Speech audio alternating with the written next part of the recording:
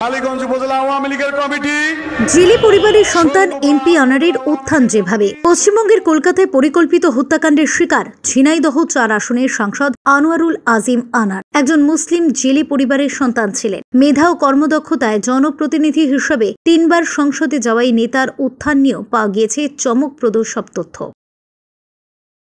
দক্ষিণাঞ্চলে মুসলিম জেলে পরিবারগুলিকে বলা হয় নিকারি। এই নিকারি পরিবারের সন্তান এমপি আনার বিভিন্ন অপরাধমূলক কর্মকাণ্ড ও সীমান্তে চোরাচালানির মাধ্যমে হয়ে ওঠেন এলিট শ্রেণীর ব্যবসায়ী। এমনকি নির্বাচনী হলফনামায় নিজের নামে ২১টি মামলা থাকার কথাও স্বীকার করেন। এগুলির মধ্যে হত্যা ও চোরাচালানো ছিল। তবে ২০০৯ সালে আওয়ামী লীগ ক্ষমতায় আসার আগে এসব মামলার সংখ্যা আরও অনেক বেশি ছিল।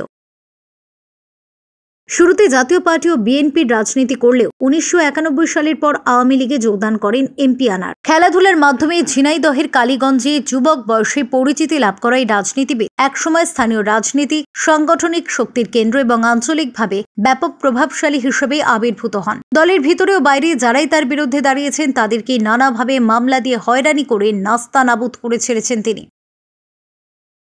একসময় ইন্টারপোলের মোস্ট ওয়ান্টেড তালিকায় থাকা আনার ২০০৭ সালে তত্ত্বাবধায়ক সরকার আমলে অন্তত ৪ বছর ভারতে পালিয়েছিলেন বলে জানা গিয়েছে। আওয়ামী লীগ ক্ষমতায় আসার পর নানান তদবির করে তালিকা থেকে নিজের নাম অপসারণ করা। ঝিনাইদহ ও কালীগঞ্জের একাধিক আওয়ামী লীগ নেতা, স্থানীয় সাংবাদিক এবং এমপি আনারের ছোটবেলা থেকেই ঘনিষ্ঠজনদের সাথে আলাপ করে এসব তথ্য জানা গিয়েছে।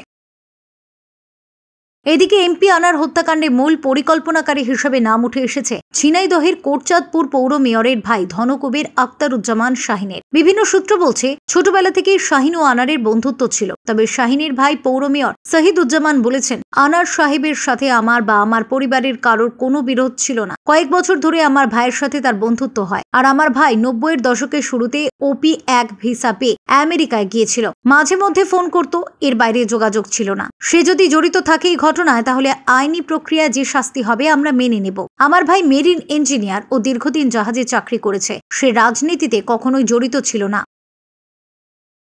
বিএনপি ক্ষমতায় এলে এলাকা ছেড়ে আত্মগোপনে চলে যান আনোয়ারুল আজিম আনার। পলাতক অবস্থাতেই ২০০৪ সালে কালীগঞ্জ উপজেলা আওয়ামী লীগের সাধারণ সম্পাদক নির্বাচিত হন। তখন আওয়ামী লীগের পুরনো অনেক নেতাকেই তিনি দল থেকে সরিয়ে দেন। এ নিয়েও সৃষ্টি হয় ব্যাপক দ্বন্দ্বের।